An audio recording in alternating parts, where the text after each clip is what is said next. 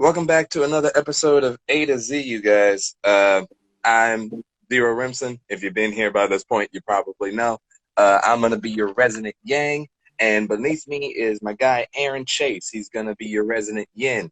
That is to say that I'm going to be the light, airy, the naive, the happy-go-lucky, airy-fairy guy, and he's going to be the realist, the truth, the honesty, the darkness, if you will. So.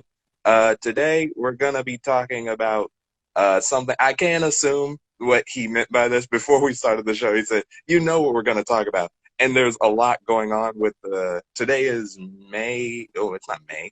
June 6th, 2020, and a lot has gone down. Both since we talked, while we're talking, and what's going on next. So we'll see what he means because there's a lot to talk about. So. You want to take the reins? You have some stuff on your mind? I do. I have things on my mind, Zero.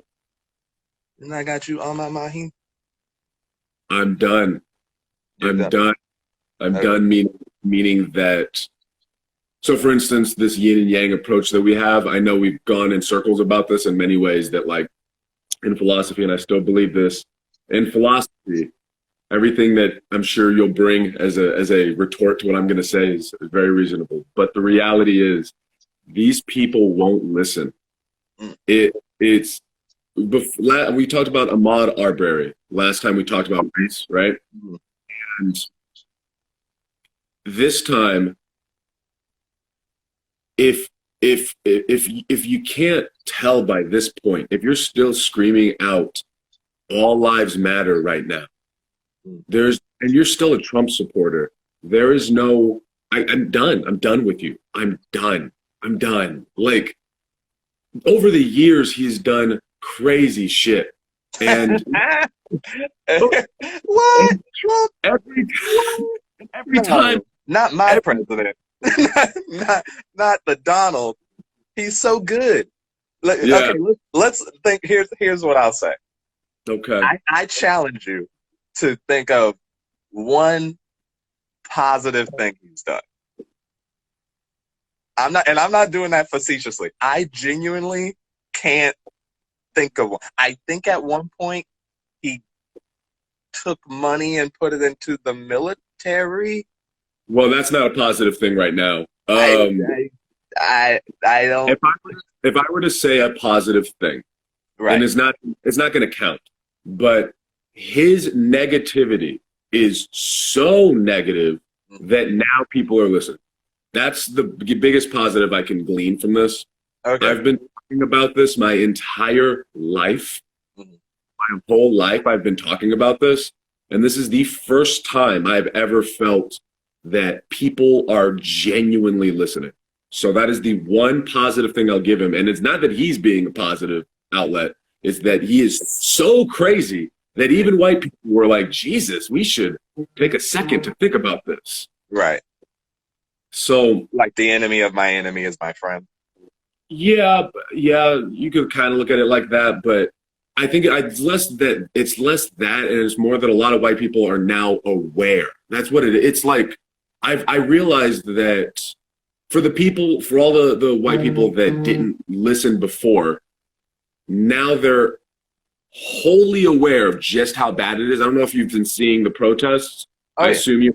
And you've been like, if you are in California or Minnesota, or you own social media, and you come from if your circle is actually, it doesn't even matter what your circle is, you're going to see some version of the protest, because even if you're like very, very conservative, very on that side of things, even if you do support Trump, it's like you're going to get it because they need to feed you the excuses, the reasons that it is happening. And you see people, and don't get me wrong, there are riots and there's looting, and I'm not saying that doesn't exist. I'm not saying it's okay. But what do you expect at this point? It's like we tried kneeling, we tried protesting peacefully. What do you expect? Yeah. What else do you expect? So when I see people, a lot of white people out there showing out, it is so appreciative. And seeing them out there putting their bodies on the line feels great. Finally.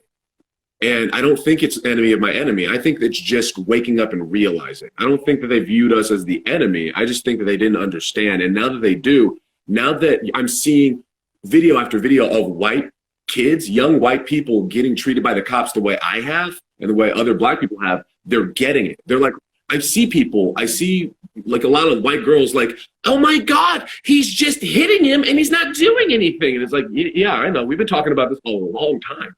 And so I'm done. If you are still supporting Trump now, Jesus Christ, like, did you see the photo op? The church photo op? Of course I saw the photo op. That premise alone was amazing. The idea that in the middle of everything, he was, let's sit here and pretend. Here's the thing that I have a love-hate with him, as all comedians do. Because as funny as he is to us, it's not funny because it's reality. It's like, if this was a show, hilarious. But it's not a show, it's real life. That's why it's not okay. We could joke about it all day, but at the end of the day, that's horrible. It's a horrible thing that he's doing. That in the middle of this country literally being on fire, not even joking, like things are blowing up. Smoke, gas, fires, looting, rioting, shootings in the street, all this stuff. Everything from stuff is going bad. It hasn't been this bad historically ever. And they said, and I don't know if it was him or his crew, somebody said, let's get you down to a bunker in the time where it's literally the president's supposed to be the leader.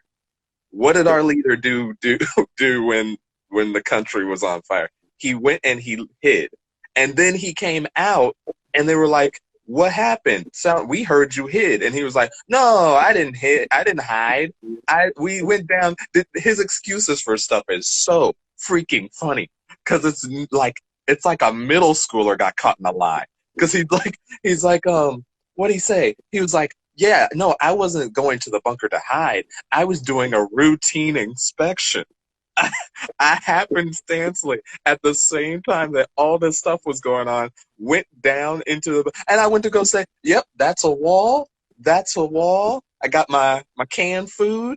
Yep, this will take several hours out of my day. So much so, even though I'm just doing a routine checkup, I turned off the lights to the White House and had them. Did you hear about the setup? This is a theory. Now, that I don't know, again, I heard it from my friend. I don't know. I do research, people. Don't just take things at word of mouth. But somebody burnt some message into the White House lawn or something. They did some defacing of the property. And they're obviously blaming protesters. They're like, look, see what happened. This is why he had to move down, because it was getting dangerous. Look what they did. That's not okay. But everyone has deduced that it's impossible for any protester to get that close to the White House because it's the White House. And do something so strategic. Yeah.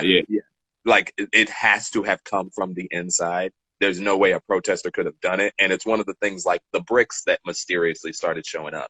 Or all the other videos of policemen destroying stuff to make the riot look worse. Did you see the side? Think so. I don't know. They're right in front of Worthington's. They're all in a line going down, and they smash. There's no protesters. Just the police smash a car window as they're just walking. It's zero. Do you know? I don't know if you saw this. That this incident that happened a couple nights ago when I was walking my dog. The car that pulled up on your side, but then yeah. Look, I don't know, and this is what I mean. This is what frustrates me about all of these years of gaslighting is that now in that situation, I followed my gut and I was like, I get a bad feeling about this. Yeah. Yep. How can I get my name? How do you get your? I don't want to see my face. You want to get my name on the screen. Your name is going to be there, but your face. I don't want my face or my name. Then you would have to. Give me 1 second. I'm doing a thing with a friend right now. As soon as I'm done, I'll fix it. Okay, just fix it. Okay. But I need to hear everything. Right. but I don't want my face knowing my name on it. Okay. All right, guys.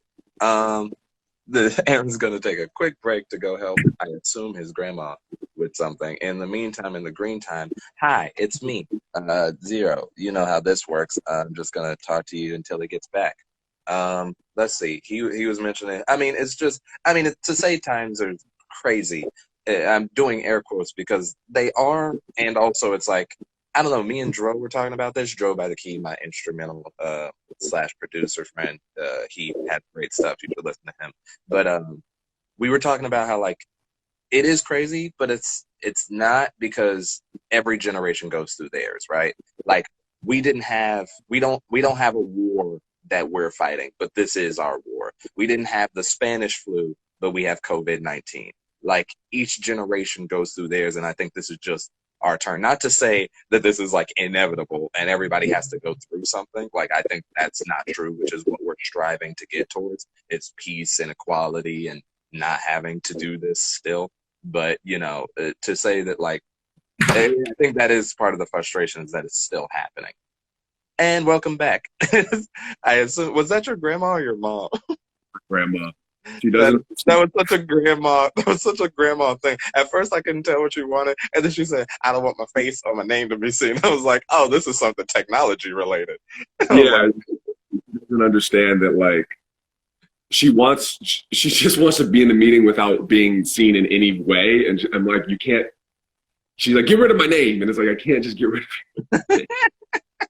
regardless.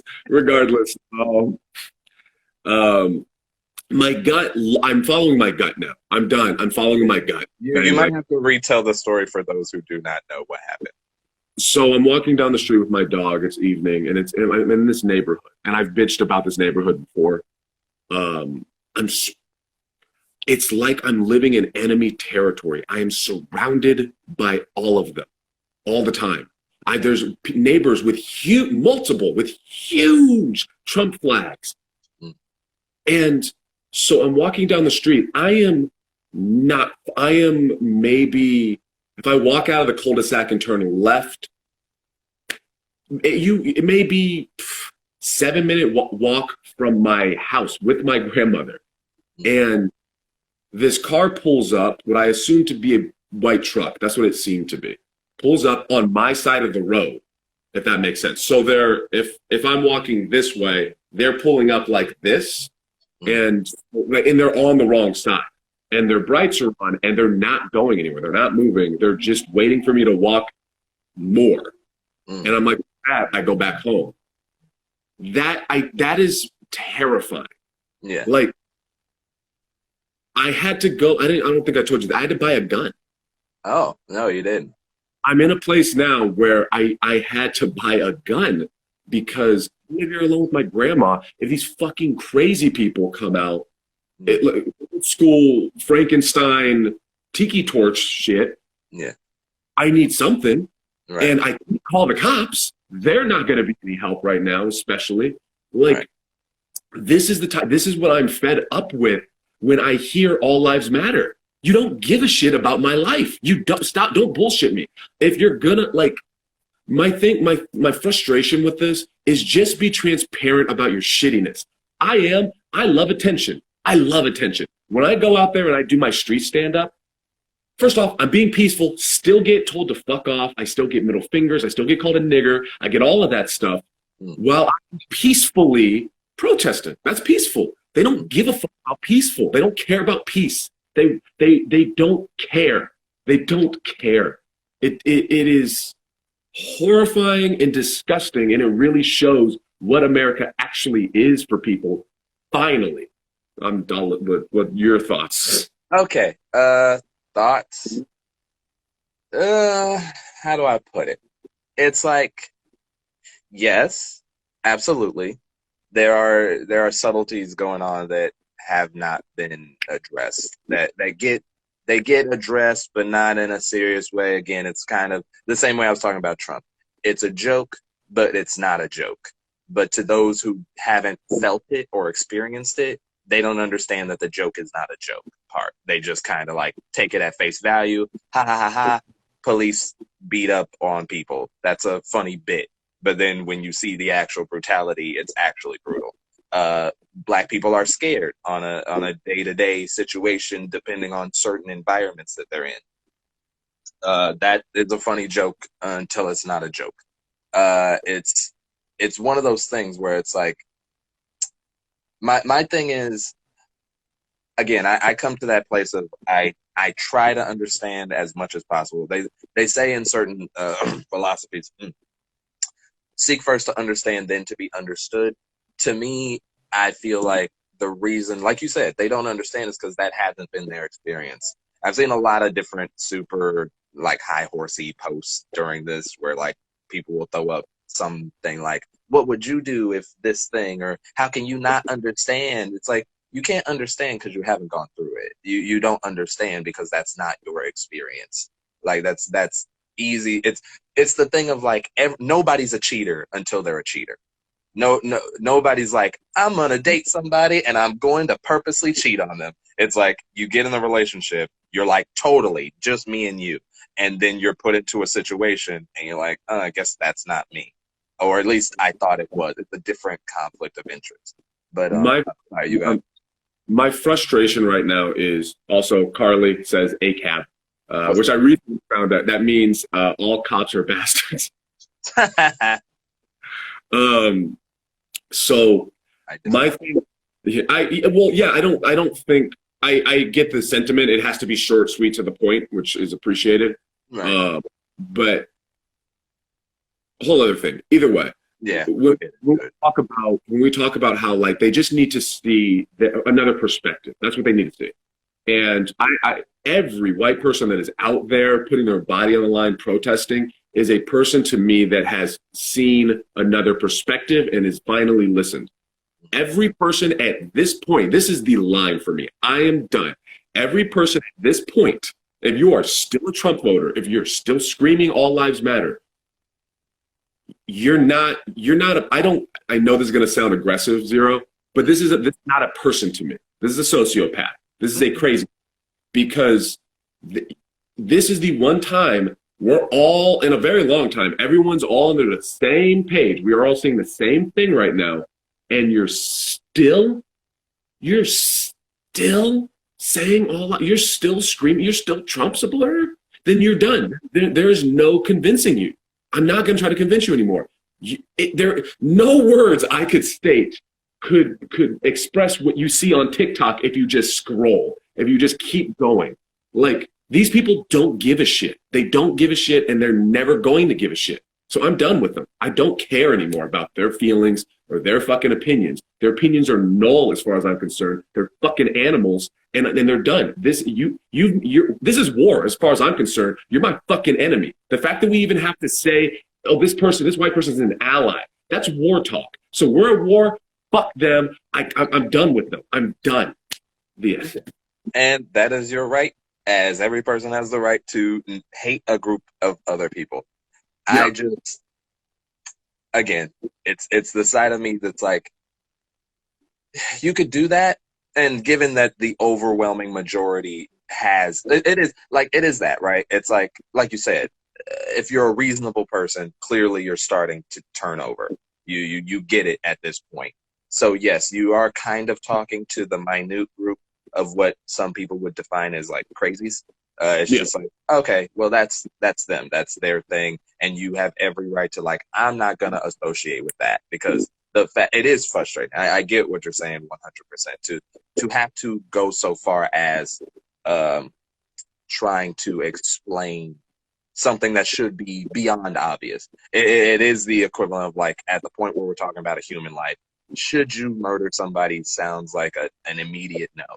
But then we're talking about people, and we're talking about traumas, and we're talking about history, and we're talking about where they come from. And it's like,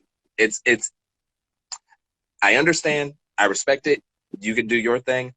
I personally haven't given up on people yet. I think that they still have it in them. I think it's the equivalent of trying to convince somebody that their significant other is bad. It's like, when you've locked in that hard, it doesn't mean you're bad. Like you said, people get gaslit. Like you get gaslit, you fall in love when somebody at the beginning of a relationship, honeymoon phase, they're the most amazing thing. They tell you everything you want to hear. They're there for you. They'll do over the top stuff that you never were even thinking about. And you're like, wow, that's amazing. And you think it's going to be that forever. Or even in a sense of reality, you're like, okay, it'll go down a little bit. I can't expect them to bring me flowers every day. But like, it goes down a little bit. And then it goes down a little bit. And it goes down a little bit. And I get what you're saying. At a certain point where you're dating somebody and they've made you abandon your friends and your family and your worldly needs, that you would think that is what would make them leave. That enough harm to everything else or even themselves. Because at a certain point, yeah, you could also say this is clearly hurting yourself. At the point that you're locked into being a racist or you're locked into Trump, you're losing friends, you're losing family, you're losing job opportunities. I don't know if because I saw it on your page. The story you put up that happened in Riverside at the McDonald's drive-thru, where the guy's calling the guy the N-word in the truck of the business he works in. And I'm like, that's just stupid on a level of like, if you're gonna be racist, be like, at least now, be subtle about it. Like, be subtle about it. But the fact that he's doing is like, yeah, now you're gonna most likely, at the very least, you'll lose business. At the most, you'll lose everything. Like, by being an outwardly racist, like, or owning those things, then you do lose. And you would think at that point that would make them go, oh, I don't want to lose those things. I shouldn't think that way. I should switch it. But again, like, it's like dating a boyfriend or girlfriend or your wife or husband. You're locked in to this thing because you've mentally locked in. I don't think we should give up on people because they've locked into a bad thing. They put a bet on a bad horse. You could get duped just as easily as anybody else can get duped. So it's like I know it's like we have to me, and this is gonna sound really ironic. Everybody has the privilege of not being somebody else. Like, you don't have their brain, you don't have their experiences, you don't have their stuff. So you can say all day, like, you've seen everything, you've been to the riots. This is Carly. Yeah. Carly's thing, she says, regardless of allegory, white and Asian people need to deal with their own crazy people. Blacks shouldn't have to bear the burden of dealing with them. I think humans in general are all responsible for each other. I don't think we're relegated to taking care of only the people within our subsection. Otherwise, how is that not racism? Like, we're at a very specific point in time where people have taken extreme not racism and don't realize that that's just racism's other side. Like, the idea of cultural appropriation to me is just taking the idea of racism and going, you stick to what you made, we'll stick to what we made, and nobody gets to do anything in between.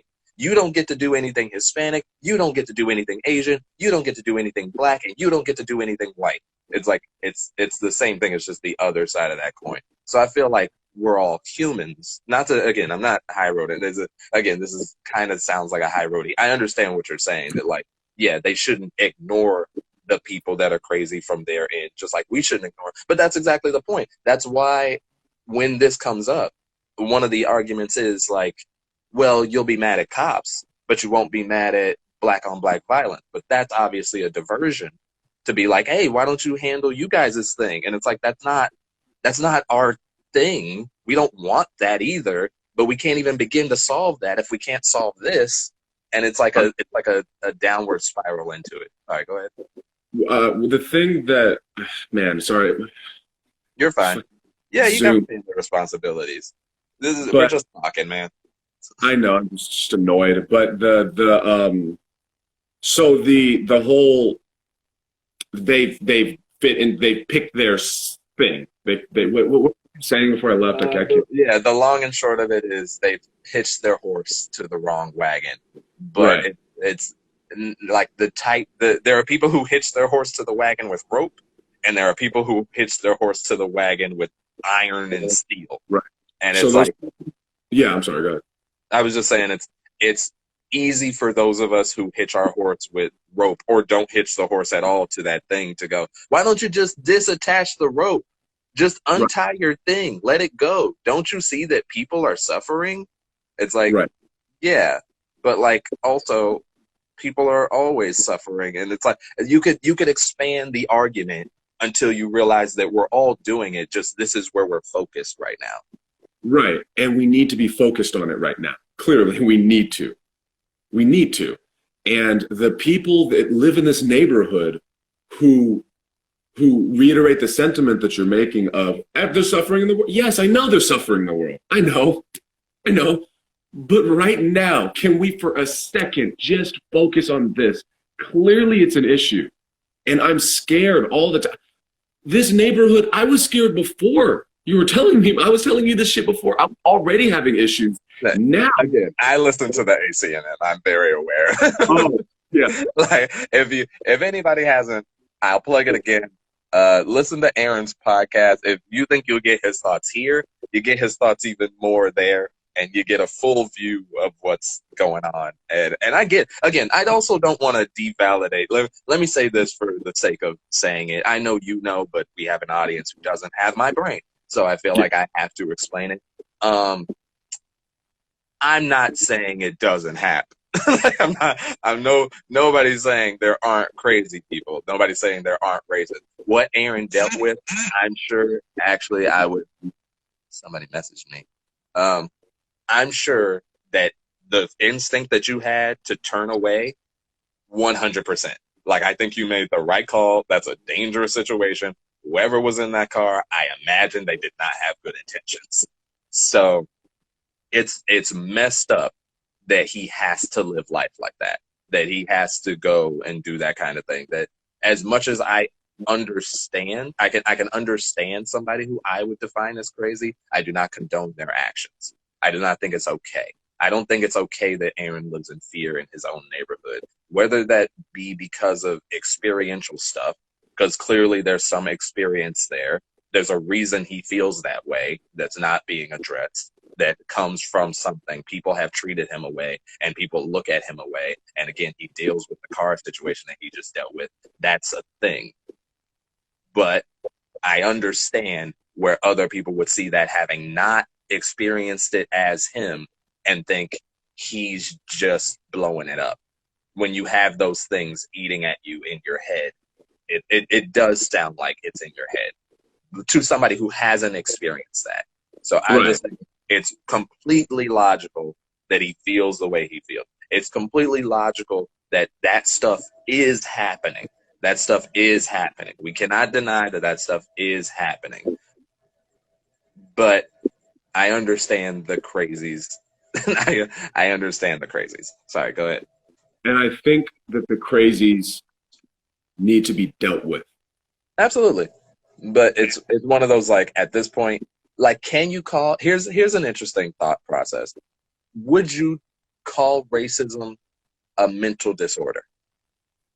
I guess in this moment that we're living in, yes. Let me elaborate on that, because I know that's okay. Before this blow up, let's go pre-quarantine. Let's go pre-quarantine. I would say, I think I even said it before, is tribal, in that this is, well, this person doesn't look like me, this person looks like me, and there's a human instinct to want to go around the person that you relate to, right? Yeah, absolutely. So it is not okay. It's illogical, and it's silly, and it's ignorant. But the logic pre-quarantine, I understood, in that you have the experience, you didn't see all of this. Like, fair enough. Then mid-quarantine, tensions build, and I get that. And then then George Floyd's murder happens, and all of these people come out. I would rather call it a social disorder. Well, that's a good way to describe it.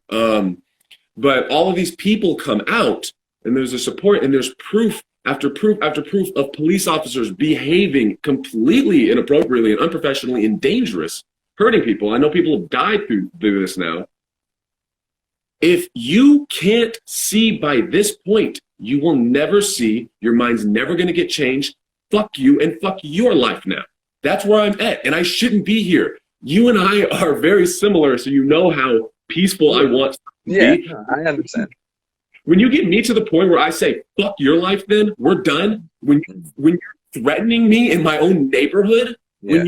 when you're making me feel unsafe with my fucking grandma here and my dog, that's it. Fuck you, fuck your life. This is war. I hope you die out there. I'm done. I'm done with you. I can't stand any Trump supporter now. Fuck you. We're done. We're done. This isn't game. This isn't a game. I'm not gonna be fucking Carlton with you anymore. I'm done with you. I am done with your bullshit. You don't care about my life. If anything, you want my life to end. Fuck you. We're done. Does that make sense? Yeah, I get what you're saying. Yeah, again, I get it. It's the same sentiment everybody's on right now, which is enough is enough. We've put up with this for years, hoping that it would turn around. It hasn't turned around. It seems like you guys aren't gonna ever turn around. It is that. It's the hello. Yeah, I'm with you. Okay. I was saying it's the thing of yeah, it's the if I'm going back to the boyfriend girlfriend analogy, it's for some people staying with a serial cheater is like a immediate no. It's like I gave you a chance to stop doing this, and then you wouldn't stop doing this. You're never gonna change. I'm out. Then for other people, it's like no, for sure they're gonna change for sure. No, totally, they're gonna be better. They don't mean to. They don't mean to. It was an accident. Excuses. So I understand. Everybody's at that frustration point with the boyfriend that is America, and is like, I'm sick of your stuff. And so they're calling it. They're circling the carts and they're getting their stuff and they're going home, which is the equivalent of fighting back, which is the equivalent of fighting the system. And yes, I understand that. For me, it's still, I don't know. I still get it. I still have some part of myself that's like, if I was them, like genuinely them, would I still support the dude? Would I still support Trump? Okay. How about this? If all of, and I know this is going to be a kind of a big hypothetical, all of the same happens and Barack Obama does the equivalent of the same stuff, I would be done with Barack Obama. I would say this is not okay. He's sending the military on people and he's telling them to kill people for protesting. It is your boyfriend example. I understand it, but the problem now is we're talking about lives, innocent lives, large groups of people, and they don't care. I think I really hope nothing happens. Have you gone to a protest at all? The protests themselves, no. Short answer is no. I don't. It's a weird. This is gonna sound strange, but I'm sure you'll get it. I don't want anything to happen to you. Obviously, I care about you. But there's a little piece of me that I feel like you need to have something happen for you to understand where I'm coming from, because we're getting to a point where, if you look at history, we used up the Nazi metaphor way too early. Yeah. This is real Nazi shit that is going on. Right. We're getting to a point where these people are emboldened enough to do the shit they're doing, to where all of our rights are going to be gone now. If we keep letting this fucking maniac do this, we keep letting these people support him, like, we're getting to a point where there's not even going to be a discussion anymore. I think you should go to a protest, and I don't think you should go to one in Riverside. I think you should go to one in LA and just see what they're doing. Feel it, man, please.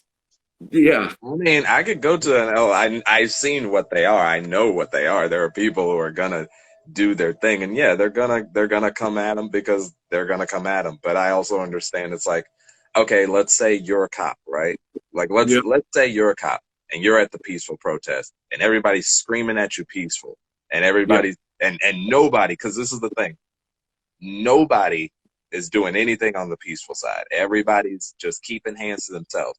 But your job as a cop is to clear the road. Like people need to get places. the protests are that, like, that's the innate nature of a protest, is to stand in the way of something, to cause a disruption so that things change. It's not supposed to be like, oh, this is completely fine and everybody just does their thing. How do you disperse a group of people when their whole thing is, we're not going to move? You go, hey guys, could you please, I stand with you, I stand with your cause, but like, we got to clear the road. And they're like, no, we're not clearing the road because this is a protest. And then you go, but like, guys, like, this, I got to do my job. Like, come on. And it's like, yes, obviously you don't like hit them with a baton, but it's like what is the thing that always gets me, right? The thing that always keeps me from turning that corner is always this sense of everyone thinks they're right. So I always go like, okay, why do they think they're right? In what world would I think it's right to try to disperse a protest about a man's life? So then I'm like, all right, right off the bat, I'm a cop. This is my job, right? I'm getting paid to be a cop. That is my job. That's how I put bread on my table. That's how I pay my rent. If I stand for the thing, Carly said they didn't have a problem when white people with guns wanted to get haircuts, then roll eye emoji. Right. Now, here's the thing about the haircut thing, because people like to go to that one as an example of like, look, nothing happened to them. They didn't have a problem. But we did have a problem. Like, that's the thing. People make these comparisons to other times in history when those times in history are not the same thing. Like, we're bringing up the haircut thing because, like, was everybody looking at them like freaking, oh, man, they're going to really change things? Or were they like, look at these crazies who want a haircut? I would say, I have two things. First thing is the thing you said about the cop doing their job.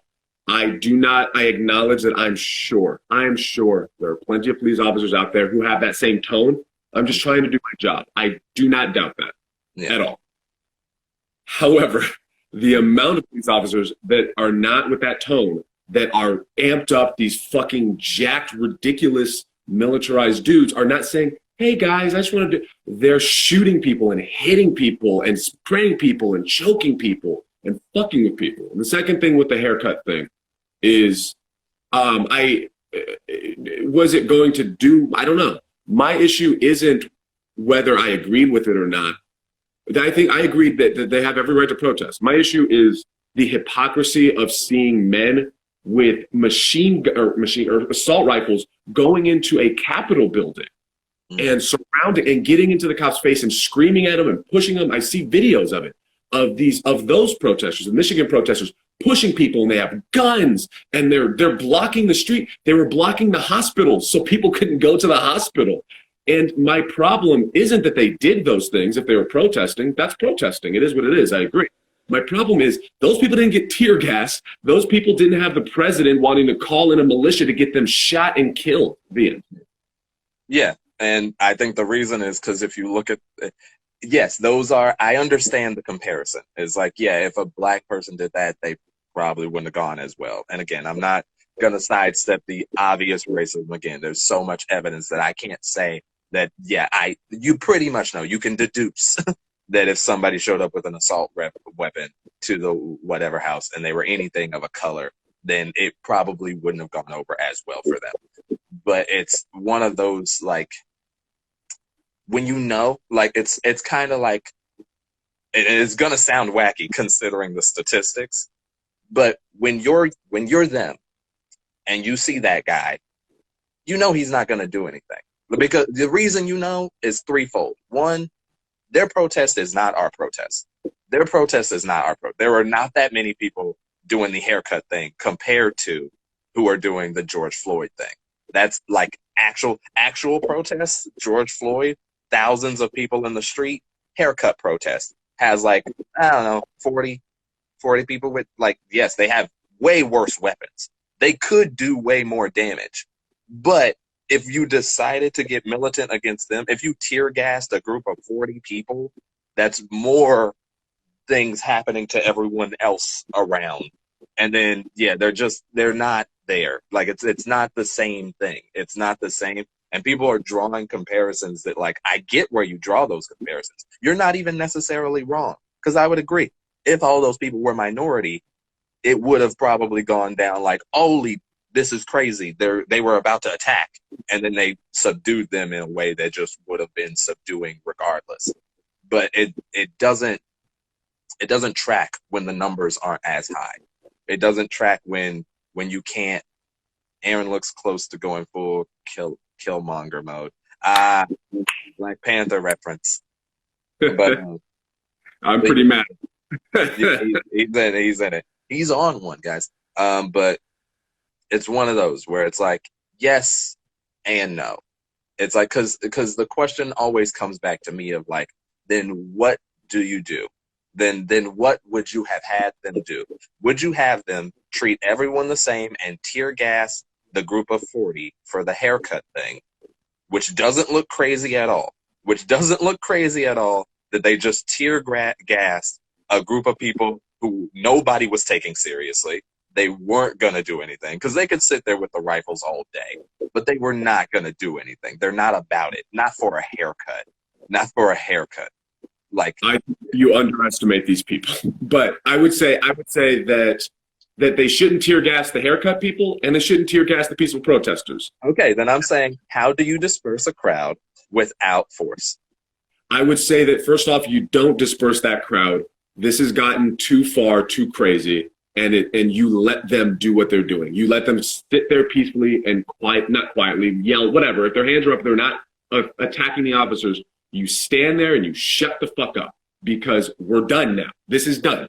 This is no more talk. We tried kneeling. We tried peaceful protest. We're done. We are done. I'm done. I'm done. I guess what I would ask is Zero, GTG, what is that? GTG. Hope your discussion goes well. Gotta go. Oh, I ask you this, Zero, and this is my prediction, and this is a quick one.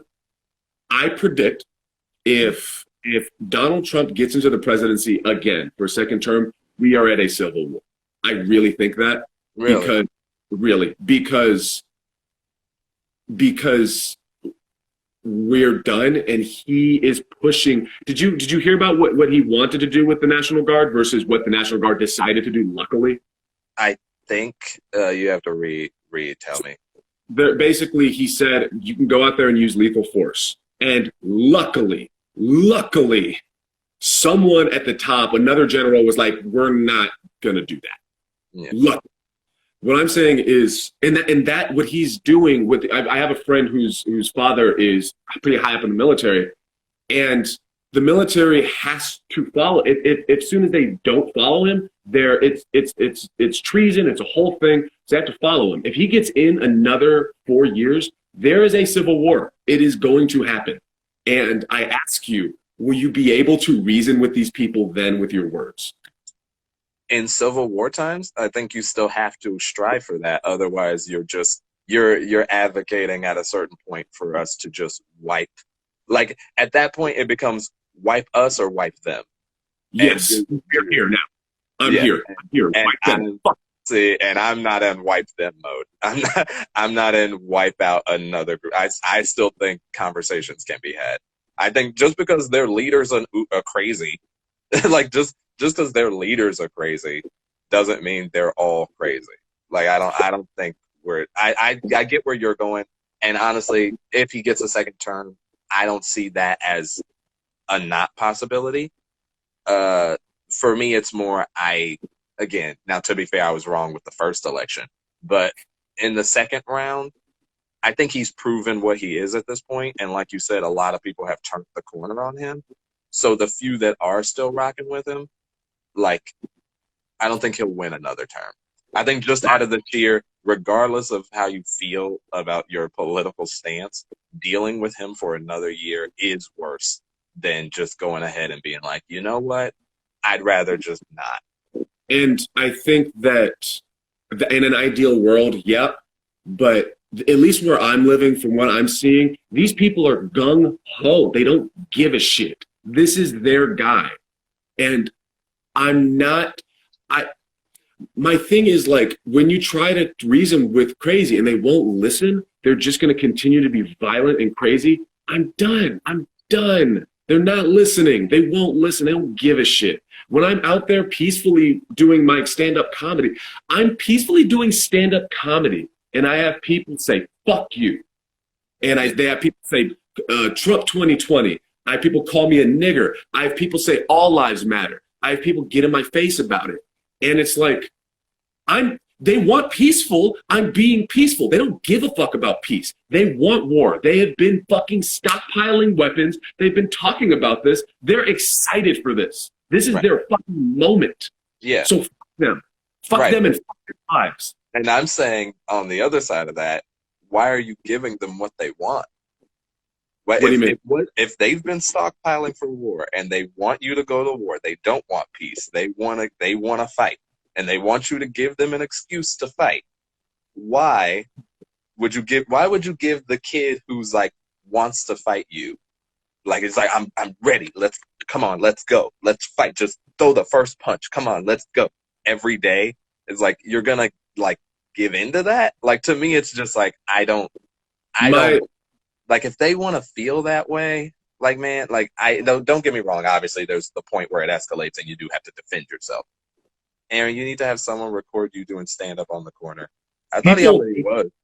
Yeah, people were already doing it. But with your metaphor about the kid, I understand what you're saying if it's one kid, but I'm surrounded by a bunch of crazy people, kids with guns. I'm surrounded by all of them, and it's not a give them excuse. I've been trying, you know me, I've been trying to be reasonable my entire life.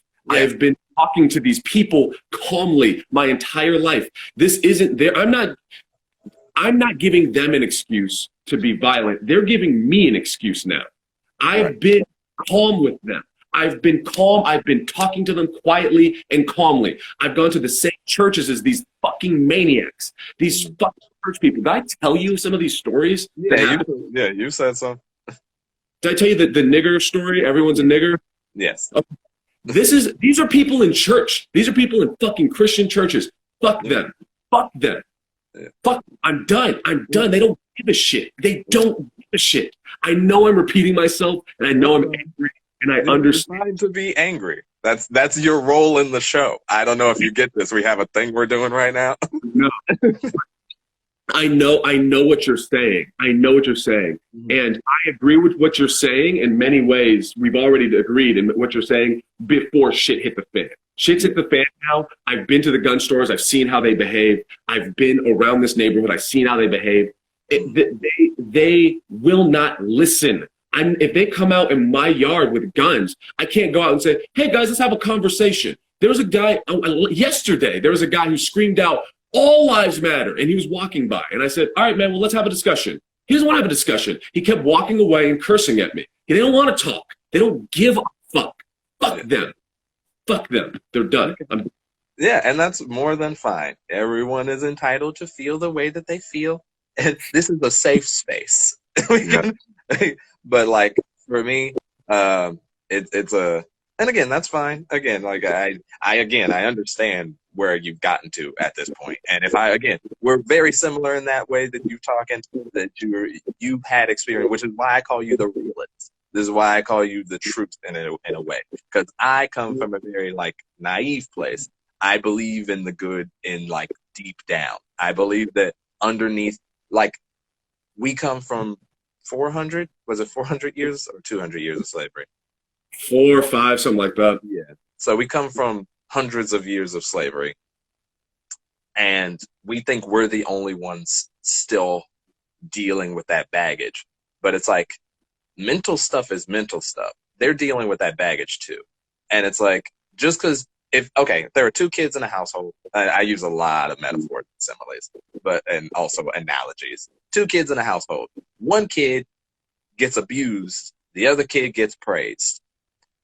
They're both in the house for their whole lives in the abusive and getting praised. Then they get released out into the world.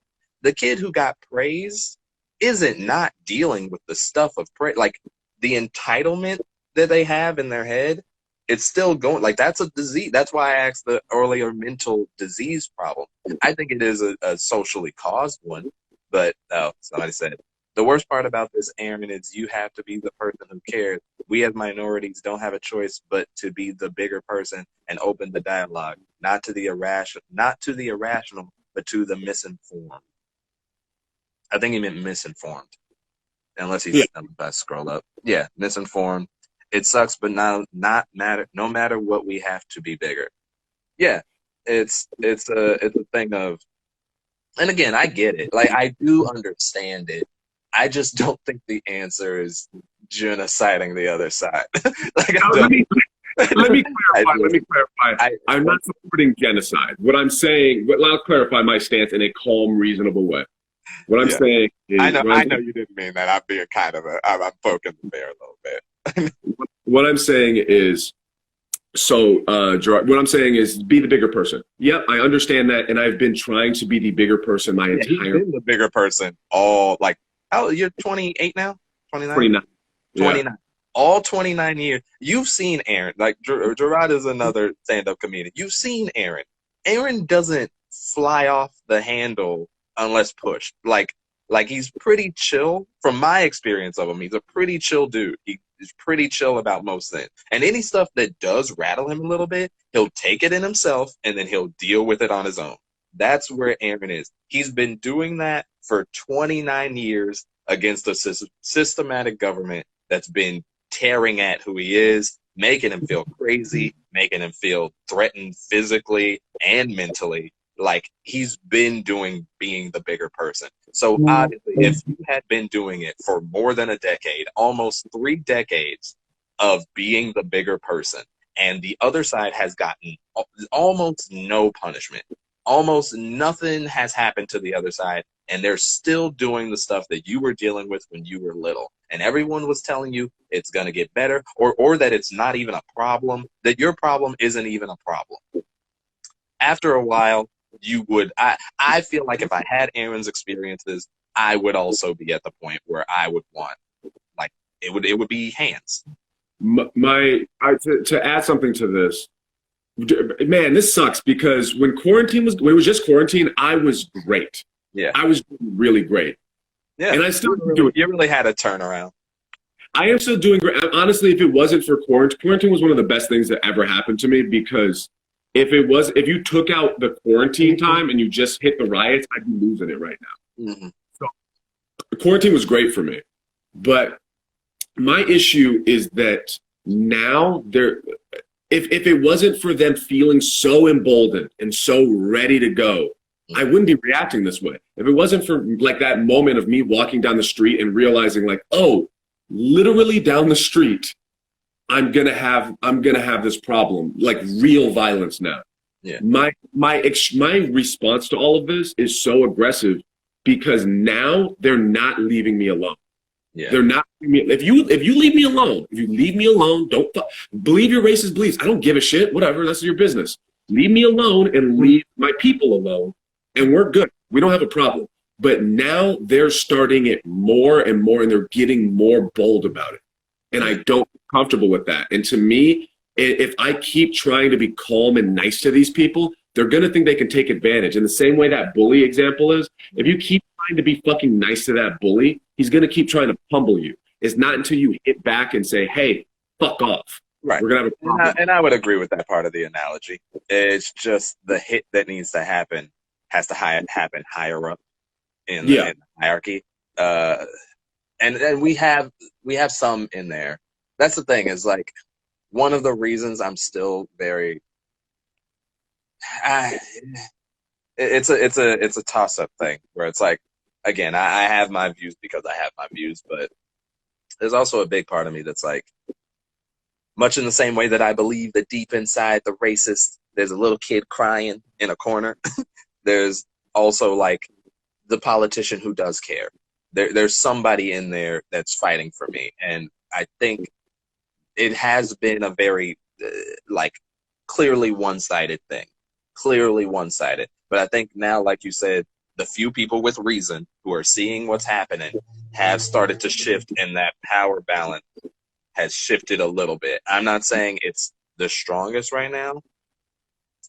I mean, I'm not saying it's the strongest. I would say it's at least it's at least gone from being like this to being like this. And like it's every day, the more it's like still happening, it's pushing this way. And I'm not talking about the crazies who are gonna, because again, the amount of, because as much as I talk the big talk, right? And I do think it's mental stuff, you're not gonna cure that overnight. You're not gonna talk that's therapy at a certain point. At a certain point, you're asking, like, how do you heal somebody of their mental traumas in one afternoon? It's like, you're not gonna do it. And so trying to get the higher ups to change those mentalities when, again, they haven't experienced it, they don't know. And there's always gray area. There's always some story you could pull out that's a counter story to another story because you're dealing with humans. One of the bad parts of the giant sweeping canvas that is saying like white or black is that we don't add the word human at the end of it. And it's like everybody's experiences are so vast and different and like specific that it's hard to pinpoint it. And even though the black experience does have looping factors, you would also say the white experience has looping factors. So it's, sorry, go ahead. I'm rambling. I have two. We have 3 minutes.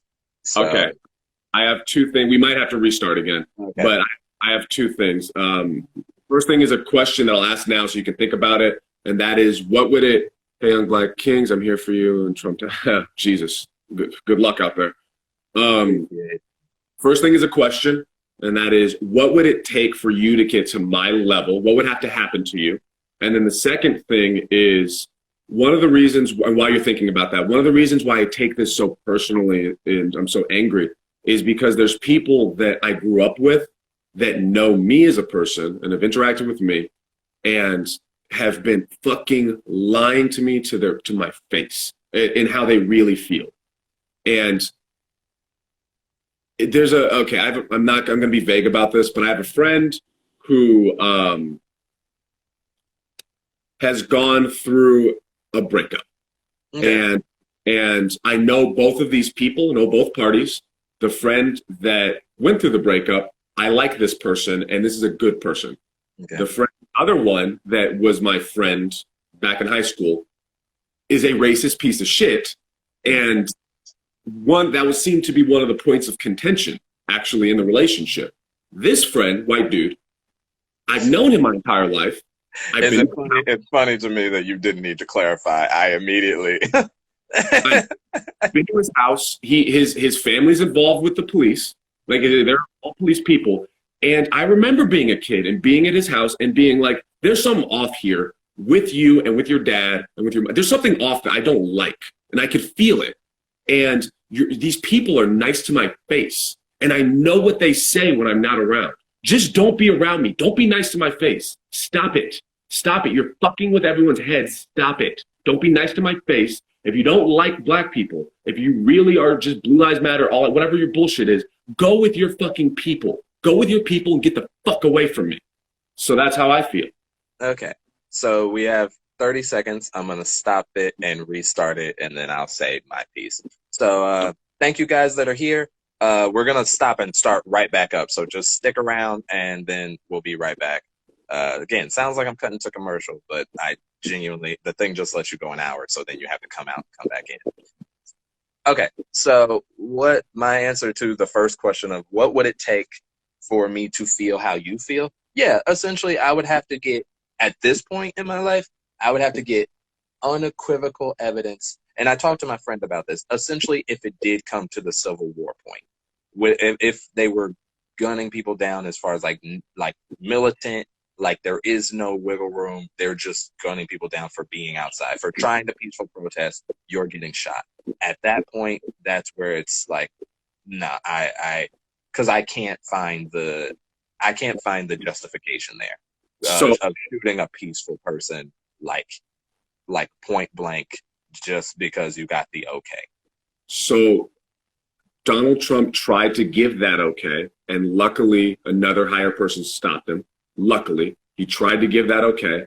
The second thing is, I think that if we wait too long, we will get to that point.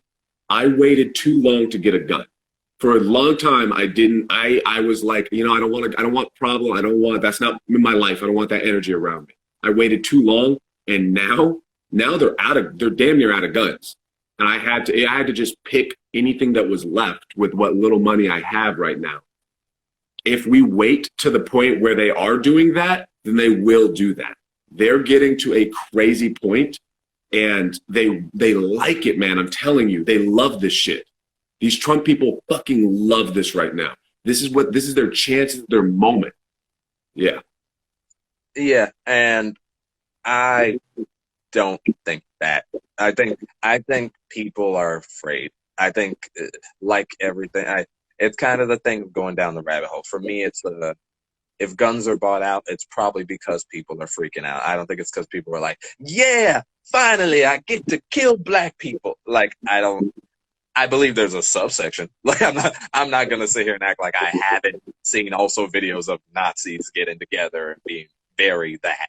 But that's, again, talking about a subsection. I don't equivalate, like, just because it exists doesn't mean it's the majority. I think that's a minority that's very, very vocal. Very, very vocal. And then outside of that are people who are afraid, and they say their part because they're afraid. Outside of that are people who just don't understand. And then what piece did you end up getting? High Point. What does that mean? High Point? I see that a lot. Type of gun. Yeah. I have no idea. I've seen High Point, but I got a revolver snub nose 38 special. So it's like, I wanted to get a shotgun. I wanted to just be able to do this, and people be like, oh, let's not go to that house. But that was all I had. So that's all they had left. Yeah. And my thing is just, if that's the case, to me, it's just like the trail. If the case is, I need a weapon because they're getting weapons, it feels like the Cold War.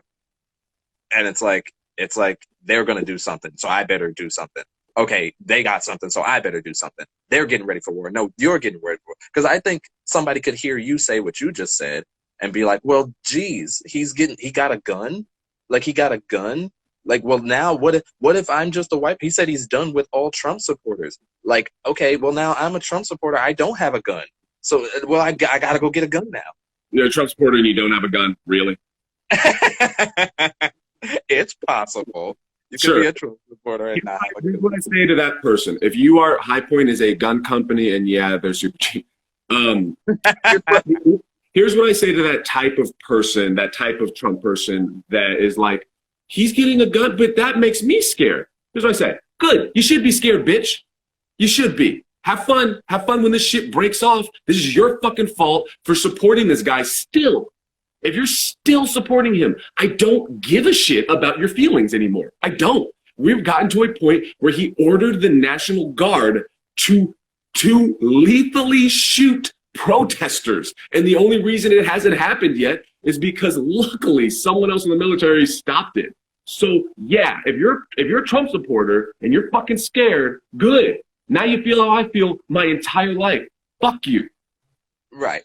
And I would say, like, again, for me, it's like, he's a dum-dum. He's a dum-dum who doesn't understand. Like, he's been a rich kid his whole life. He's had a silver spoon in his life. He doesn't get the concept of death.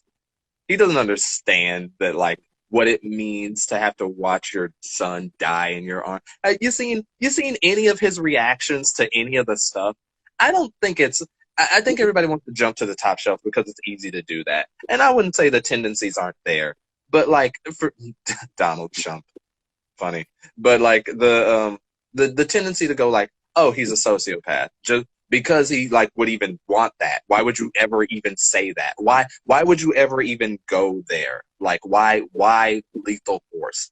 Like, it's fine. You were still getting people on the looting thing. You don't need to kill people to prove a point. That's a crazy person. That is crazy.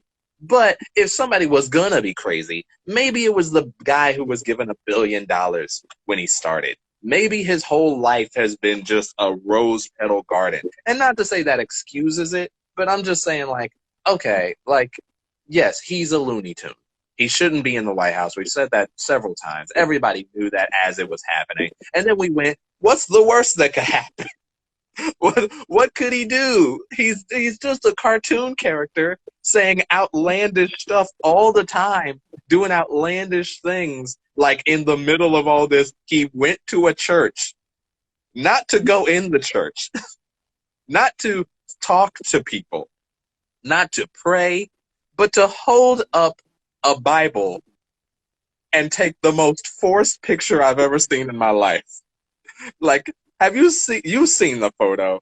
It's Yeah. the most like, and that's what gets me. And I know this is where I do feed into the mentality where it's like, I mean, yeah, if you're still supporting him, then I don't know what you're doing. Like, you're not okay, because it's the people who are like, yeah, look at him, look at that. Our president went, and in these times he went to a church and he held up the Bible. That's his version of peace. It's like he took a picture. And My it wasn't even a nice picture. It was like you were forced to go to church. Sorry, go ahead. And my thing is, if you're still supporting Trump after all of this, you're a fucking monster. You are. We're done. We're done with the talks now because, like, okay, how about this? Okay. If you can't take a knee and you can't protest and you can't riot, what can you do? I'm asking this non-rhetorically. The non-rhetorical answer is not what anyone likes because it moves really slow and the odds of it turning around is very low. Your shirt blends in with Aaron's background. Oh. Yeah. But yeah. The short answer, it's one of two things. Either one, you could say there's nothing to be done, or two, you can trust the system so much that all you're doing is writing to your representatives. Like what I think they would like for people to do is to do the phone call thing to your mayor or whatever, your governor, your senator, your House of Representatives, those people, and you would just do it all the time. And just everybody would individually do that and just blow up the phone lines, and then they would take it into consideration, and then they would put it in front of the House of Representatives like, okay, so I've been getting a lot of phone calls, and somebody else would be like, I also have been getting a lot of phone calls, and I am also getting a lot of phone. Okay, maybe we should address this. And then this is in a world, again, this is my bread and butter. This is the world of fantasy where humans aren't human. In a world where humans aren't human, and everybody immediately believed everything just because everyone said it. Like, they say, hey, we're being abused by cops. You need to change this with a law. I don't get how Christians still support Guy. He can't quite. Sorry. I don't get how Christians still support Guy. He can't quote any Bible verse ever. When asked what his favorite verse is, he said, it's hard to choose. There are so many great ones. I mean, he really is the Bugs Bunny of political people. Anywho, all I'm saying is what they want is for us to go through the funnel system that is the system and hopefully make a law that changes things within the police. But at the point that would happen, first we need all the systematic ideas of what's going on in the system to not believe in itself in order for that to even work. Two, that nobody has any self-interest in this, that nobody has anything to gain from ignoring that. Like laws, like just because people public outcry about it doesn't mean they have to take it seriously. They can just be like, oh yeah, it's on the floor. We're discussing it, but like, you know, we'll get to it. And then just keep looking over here. And so that's what they want. But that doesn't have the immediacy because it doesn't punish. It doesn't punish. There hasn't been a punishment for the thing. And now that we've been in like protest, riot mode, it's showing that like, okay, you can support the couple of people that are doing wrong. Because you're saying, from your perspective, you're saying these people are crazy. They do not represent us. We're saying, okay, separate them from you. Go ahead and put them away, and we'll stop. And the amount of things that they're like, well, I don't know if we should punish them for being crazy. They don't represent us, but like, I don't know if we should punish them. And for years we were like, well, I mean, we can't do anything. We tried talking to them. We tried doing the thing, like it's not working, and we can't do the sit-in thing. Okay, well, I guess what we're going to have to do is freaking riot or hold up the streets. And now that's causing such a economic effect. It's like hurting them both pocket wise and just they can't contain that many people. There's no way to arrest the entire country. So it's like Germany did it. Germany did it. But do you think Black Americans deserve restitutions like Native Americans? I don't know. I just want to feel safe. Honestly, I know this. I'm bare minimum. I just want to feel safe again. Restitutions, I would say, yeah, but like at what? I don't know. I think you can make those arguments, but then like, what would that even do? Like once we start going down the rabbit hole of who owes who what because our great grandfathers did such and such, then you start to everybody's owed everything, and it's like, okay, well then what are we doing? And it's also like built on the shoulders of giants. Like, does Jeff Bezos owe us all $1,000-something because he lives in America? Like, I've done some things. I've taken advantage of the American system. Does that mean I owe everybody who is an American a thing? I don't know. It starts to get very mucky. But that's a totally different subject. Sorry. Go ahead. I have a question. If my concerns were 100% validated in the sense that I got killed out here for existing, yes, how would you feel then? I would feel sad. I would be very sad, and I would probably start being more a part of the actions that are. I'd make more moves. I think I'd be more out in the protest. I'd be more calling my representatives, because at that point it would have been somebody who I know and have an attachment to. Hold on. What? Okay. You okay? I hate it. I had a burp that wasn't coming out. Right. So what I would then say is, instead of before they kill me, can we do something now? Does that make sense? Yeah, we could. Absolutely. But so it starts to become. Huh? That's how it's like when you said like, well, this then happened to a friend of mine. There's something personal about that. Yeah. So then you would take action. Right now, it's already gotten personal for me, and the more people that take action, the better. Right. So yeah, I don't know. We're going in circles. I don't know. I mean, is it? I don't know. I feel like I understand you a little bit more. It's fine if you don't, but it's like, it's cool. I get it. Again, we're going to have our viewpoints, and we're going to feel our ways. Again, I definitely will try to make it out to one of the protests at least, but I understand where you're coming from, and I think it's just because you haven't had it. Like, dude, on the day it happens, I just want you to be safe and okay, but I also want this to click in a way that I can't put into words. You know? And I don't think it ever will, seriously.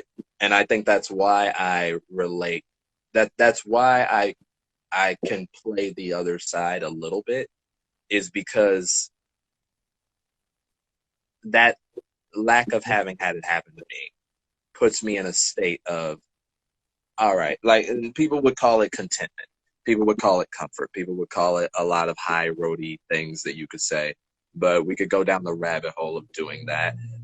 It's just, for me, it's like those conversations need to be had, because at a certain point, if you're asking for, if we don't have somebody playing this role and we just make it into, okay, there are people, it's them versus us. If we turn it into that, if we decide to play that game, then what we're asking at a certain point, because we're saying they don't have humanity. What you're saying is they don't have humanity. At that point, how are we better for wiping them? Because we've decided they're bad by our system, which is somehow not the same as them deciding we're bad by their system. Like, I don't think that. I think there's a mutual place. I think there's a reason the jail system exists. It's supposed to be reform. It's supposed to be all that stuff. I don't want my daughter to go through the things that have happened to me. Stand now and fight for our future. Someone else said something too. Like, why do you think this time will be like shit? Why do you? God damn it! Why do you? Because it's more people. The short and steady answer. So what you're saying about being that other side, I would say the problem is because you're a black man, it's going to be it's going to be latched onto by crazy people. So, for example, I was out there in the street talking and debating with people, and there was a guy who was Trayvon Martin got brought up, and I said that a grown man shot and killed an unarmed child, and his response was child, implying that Trayvon was very tall and big and scary, therefore he deserved to be killed. And that same guy, and we went back and forth about that, but that same guy kept bringing up some Fox News talking head that's a black woman. I can't remember her name. Yeah. But he kept bringing up this particular black woman because she was saying things that made him feel comfortable and happy and was reiterating his belief system so he can say, okay, look, there's this one. Okay, this one agrees with me, therefore I'm right because a black person agrees with me. So when you now at this point, I would say yes. Choose. It is time to choose a side. This is they are the fucking empire as far as I'm concerned. And when you at this point, if you give them an inch, they will take a mile. They just want black people. They don't give a shit about you. They're just gonna take you as a pedestal and say, okay, here's one of the good ones. All right, we're good. And that's my issue. Right. And I understand that. And absolutely, there's a world where that's true. Obviously, people have used the black friend argument for years.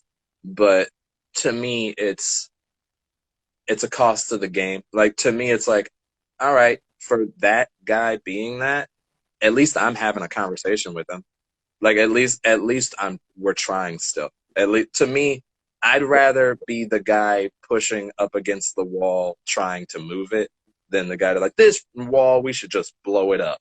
And I'm like, well, I guess that is a way to and Aaron's gone. I bet his phone died, you guys. If anything, that is a thing that has happened. He'll be back shortly. In the meantime, in the green time, we'll wait on him. I assume it's going to cancel out and then he's going to come back in. All I'm saying is oh, you're back. Did your thing die? Did it pack you out? No. Okay. Anywho, but yeah, there's how do I put it? To me, it's like that. It speaks of a giving up to me that at that point, like you're not winning, you're just suppressing. Like at that point, Candace Owen was the Fox talking head, aka human S-word stain. Yeah, a lot of people don't like that girl. Yeah, that was the lady. I understand why, but I also, again, I try to get her thing. Like, again, when you come up in certain situations and your experiences haven't been those of others, it's like, okay, like it's easy to say all the things that you say. Then it's easy to be like, yeah, why don't you?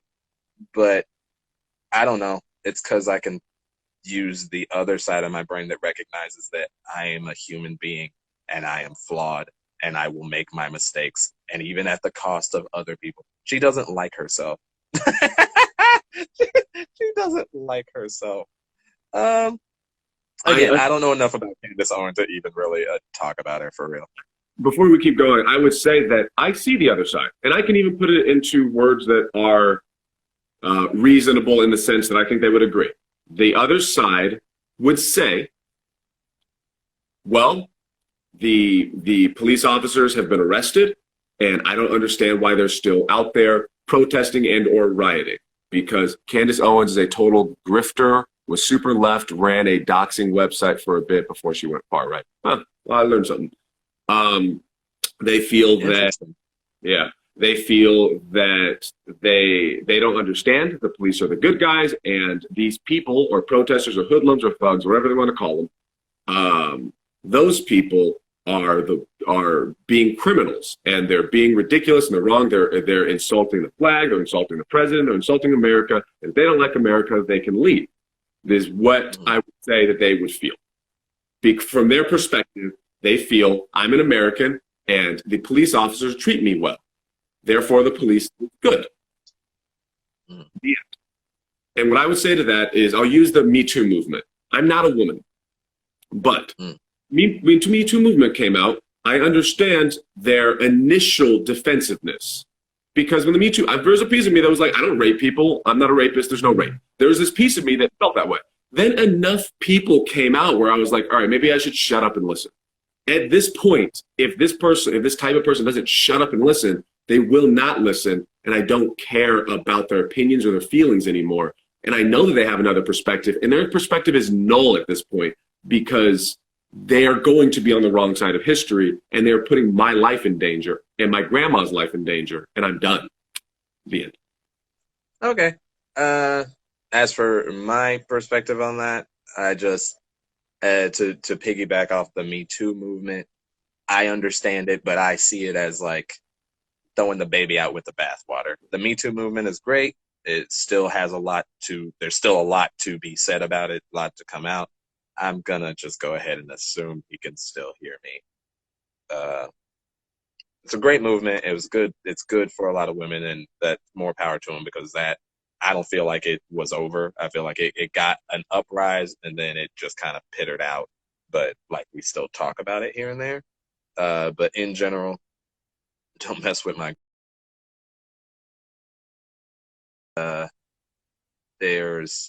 And he's gone.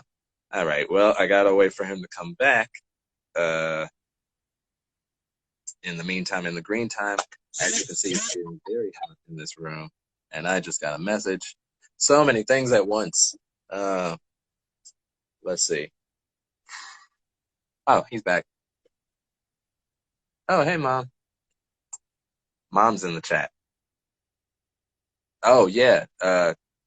Aaron had a question for you. Aaron, my mom showed up in the chat. The Lachey Cammy, the lady who said hello, that's my mom. Can I talk to your mom? No, you can't talk to my mom. I'm kidding. Go ahead. What is her name? Legally, Cammy. Tammy? Yes. Hi, Tammy. What? No, K. It's you see where it says Lachey Cammy? Cammy. I see it. Hi, Cammy. I'm very angry right now. It is his part of the show. I'm very angry. And I want to know, maybe this will give me more. It's not at me. I didn't. It's a part of the huge thing that's going on in general. As you. Yeah. I basically, to summarize my stance, is I've lived my entire life being peaceful, being calm, talking to people reasonably, and I've lived in a racist neighborhood my entire life. We've finally gotten to a point where people are listening. And so then the people who are still not listening, I don't believe they can be reached, and I'm done with them. Part of me says that just because it is frustrating and it's irritating, and I've tried to be calm my whole life. And part of me feels this way because they have now gotten more violent, and they've gotten more, they feel more, what is it, zero you're talking about? They are feeling more emboldened because of our president. So for me personally, I'm done. I'm done having a conversation with these people. I'm done trying to be reasonable with these people. And I think at this point, those types of people cannot be reasoned with. As Zero's mother, I'm very curious.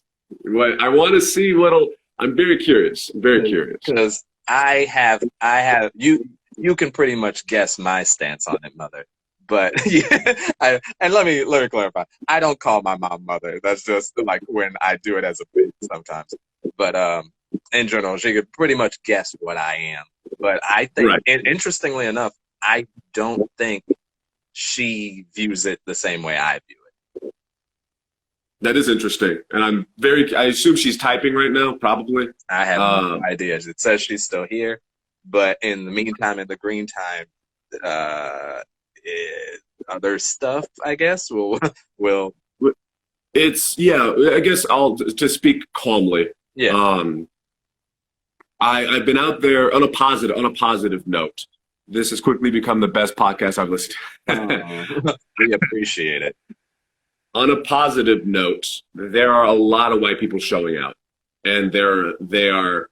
I said this before, but they're putting their lives on the line, and that is appreciated, and does not go unnoticed. What is the question? What are your feelings of that? So my feelings of I'm done, I'm fed up. I don't believe that at this point, I believe that if you are a Trump supporter, if you're still screaming out all lives matter, you cannot be reasoned with.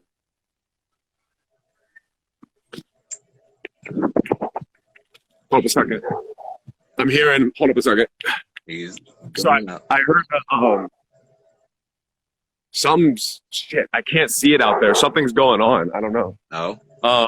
I heard the cops on a blowhorn. Oh. Interesting. Regardless, Chase live in the field. yeah. So basically, what I'm asking is, would you agree or disagree?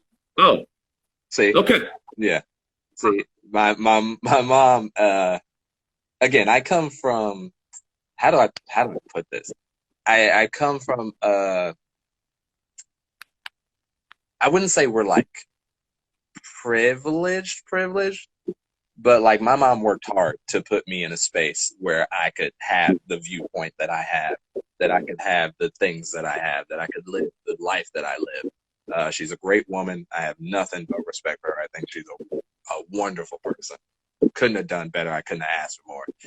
But at the same time, I feel like my family is way more classically black, like in the way that like they like if you like everything you could say like down the checklist is pretty much there. I was raised by all women, all strong, all independent, all like working their best. There's some drama in there.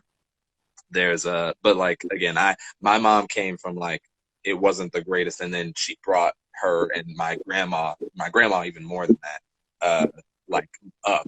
But yeah, she like she says in the comments now, we open to disagree. Like she feels how she feels, and my cousin is a lot the same way. I think a lot of my family is a lot the same way. That yeah, they would be fed up and like tired of it, and like they're done having discussions and all this stuff. And obviously they care about me and all that stuff. And they even called me during while stuff was just ramping up, and they were like, "Hey, we heard stuff is going down." Gross. I should swallow. But like they called me and they care. But for me, it's like I hold my beliefs because unlike my family, and not even unlike, they have some, but they're so far and few between where it's like they don't interact with white people like how I interact with white people. And it's not to say that white people don't have racist things on me or have done things that are racist. But after interacting with them, I see that they are human just like us. And don't get me wrong, my family also thinks that they're human. They're not racist. They're great people. I can't say enough. They're fine. There's nothing wrong. It's just they're closer to your opinion than they are to mine. And my opinion is that there are still conversations to be had that, like, there's no one unreachable. That's the difference. I'm naive and I'm very airy-fairy. My mom is the one to coin for me the rainbow-colored glasses thing. Like, she's said that about me multiple times, and I 100% agree. And I don't know how I got that way. Again, I think a lot of it is the benefit of living the life that I've lived. A lot of it is not seeing darkness when it's very clearly in front of me until way later. But in general, yeah, I still believe that even the darkest of people, even in the most evil of evil, there is something to be reached. There's something deep down. That person cares about something, and that's enough for me to be like, okay, if you care about one thing, then I can get you to understand where I'm coming from. And if I can communicate with you, then I can get there. I'm not saying it's like, I don't know if I could do it in one conversation. I don't know if I could do it when they're clearly pumped up, but I do believe in my ability to do it. But that's just me. That's just how I do things. It's yeah. I'm very hungry. Okay. I think I'm gonna eat. All right. Well then, guys, this has been another episode of A to Z, you guys. Tune in next week at some point, hopefully Friday. The only reason we held off is because stuff came up in life, obviously. And so thank you for tuning in. For more A to Z, you can tune in to us on YouTube at the Buddy System Comedy. Just search Buddy System Comedy, A to Z podcast, one of those two things, and you'll find us. And the other episodes are already up. This episode will go up probably like in 3 weeks. To find more of me, you meet me at Zero Rimson. I'm sorry, at @0_KR anime on Instagram.com. And you can meet the guy below me, Aaron Chase, at Aaron Chase 91 on Instagram. You can also listen to his AACMM podcast that's on the YouTube. And yeah, thanks for talking to us. See you next week or whenever we see you. Bye.